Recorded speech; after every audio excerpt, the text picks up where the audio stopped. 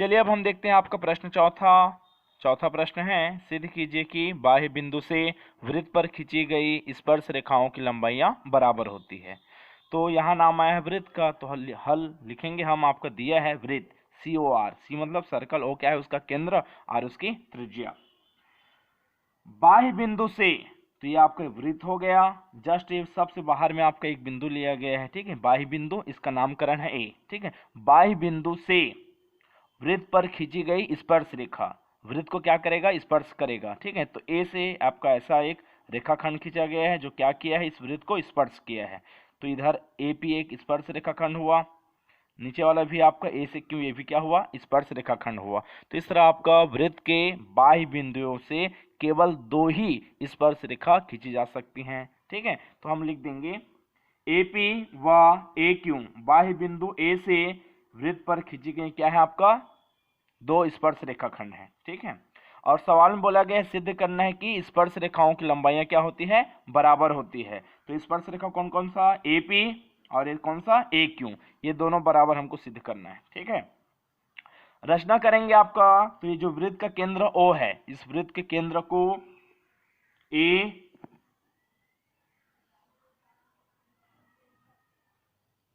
वृत्त के केंद्र को A, P, ठीक है, और Q से मिलाया, ठीक है। तो इस तरह आपका जैसे हम मिलाएंगे, ठीक है, तो हमको 2 त्रिभुज प्राप्त हो गए। कौन कौन सा, त्रिभुज OPA, त्रिभुज OPA तथा नीचे वाले त्रिभुज का नाम त्रिभुज OQA,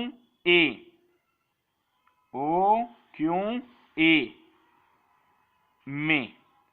अब हम आपका देखते हैं दोनों त्रिभुज में, ठीक है, दोनों त्रिभुज में तो कोण OPA, ये वाला कोण, कौन सा कोण, ये वाला कोण OPA बराबर, नीचे आपका नीचे वाले त्रिभुज में त्रिभुज OQA,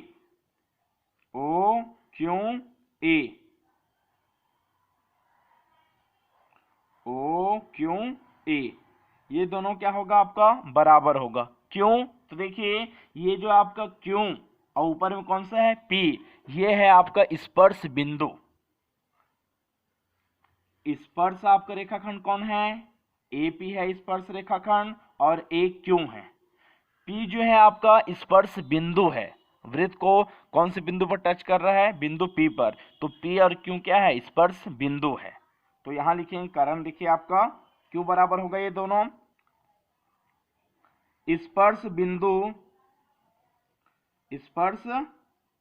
बिंदु से होकर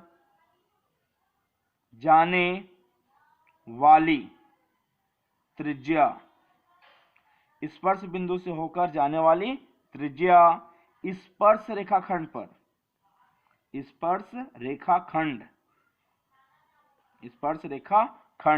पर लंब होती है,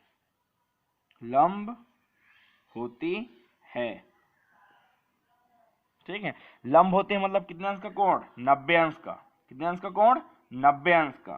तो यहां पर बनेगा आपका 90 अंश, और यहां पर भी बनेगा कितना, 90 अंश, ठीक है। तो ये आपका कारण हुआ, ये दोनों बराबर क्यों हुआ, P और ये Q दोनों पर आपका कितना अंश का कोण बना, 90 अंश, ठीक है। और 90 अंश को हम क्या कहते हैं, समकोण, 90 अंश को क्या कहते हैं, समकोण कहते हैं, ठीक है। तो ये समकोण मिल गया एक, ठीक। अब इसी जो आपका जो चित्र बना है आपका दोनों त्रिभुज, इसको हम यहाँ नीचे में भी क्या किए हैं, बनाए हैं दोनों को। अब दोनों त्रिभुज में देखिए और क्या चीज है जो दोनों में कॉमन है, उभयनिष्ठ है। तो देखिए ऊपर वाले त्रिभुज आपका OA, हाँ यहाँ पर भी आपका त्रिभुज कौन सा, मतलब भुजा कौन सा, OA। तो वहां त्रिभुज का एक भुजा OA और नीचे वाले त्रिभुज का भुजा कौन सा, OA। ये क्या है, बराबर है। तो चित्र में देख सकते हैं, ये तो P तो 90 अंश हो गया है, कितना अंश, 90 अंश।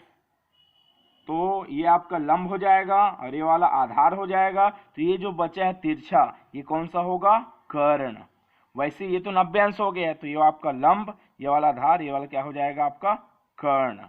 क्या हो जाएगा, कर्ण। ठीक है, तो यहां हमें ओ ए बराबर, नीचे में भी दूसरे त्रिभुज में क्या मिल गया, ओ ए, ये दोनों क्या है, बराबर है। ठीक है, बराबर है तो ये क्या है, त्रिभुज की भुजा है। तो भुजा में से कौन सी भुजा है, कर्ण। तो यहां लिखेंगे उभयनिष्ठ कर्ण भुजा, उभयनिष्ठ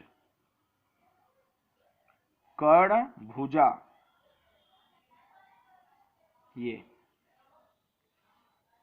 ठीक है, तो इस तरह आपका 2 हो गया। और क्या है, देखिए कोई उभयनिष्ठ, तो देखिए चित्र में आ जाते हैं।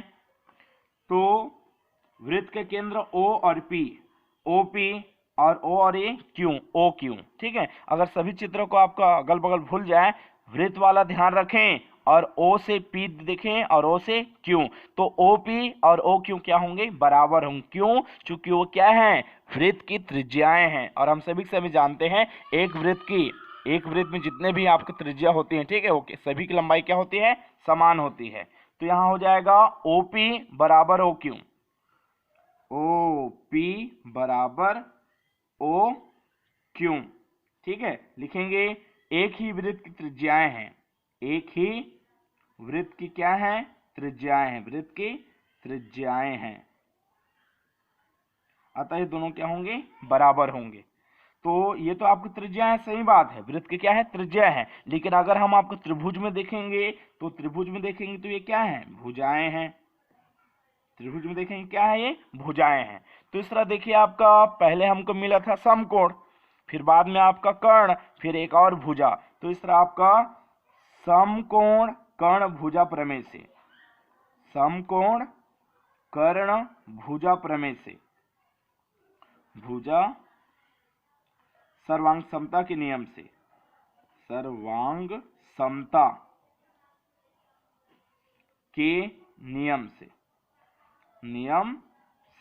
यहां नाम आया है सर्वांग समता। सर्वांग समता मतलब आपका जब दो आकृति एक दूसरे को पूरे तरीके से ढक लेते हैं तो वे कहलाते हैं आपका सर्वांग सम। और दोनों त्रिभुजों के जो वस्तु रहेंगे ना, उनके इस खास गुण को हम कहेंगे सर्वांग समता। ठीक है, तो यहाँ आपका समकोण कर्ण भुजा सर्वांग समता के नियम से दोनों त्रिभुज जो हम लिए थे, कौन कौन सा, त्रिभुज OPA और त्रिभुज OQ में OQA, ये दोनों क्या हो गया आपका सर्वांगसम, अर्थात एक दूसरे क्या करेंगे, ढक लेंगे, एक दूसरे क्या कर लेंगे, ढक लेंगे। तो ये सिद्ध हो गया कि दोनों आपको त्रिभुज एक दूसरे को ढक लेंगे। तो हमको जो सिद्ध करने के लिए बोला गया था, क्या सिद्ध करने के लिए बोला गया था प्रश्न में, AP बराबर AQ, AP बराबर कौन सा, AQ, ये क्या हो गया आपका, सिद्ध हो गया। क्यों, सर्वांगसम त्रिभुज की, सर्वांगसम त्रिभुज के संगत अवयव हैं। तो इस तरह आपका यहाँ AP को, सर्वांगसम है दोनों त्रिभुज ना, तो इस AP को ढकने वाला कौन होगा, A और Q होगा। तो सर्वांगसम त्रिभुज के संगत अवयव के कारण AP बराबर क्या हो जाएगा, AQ हो जाएगा।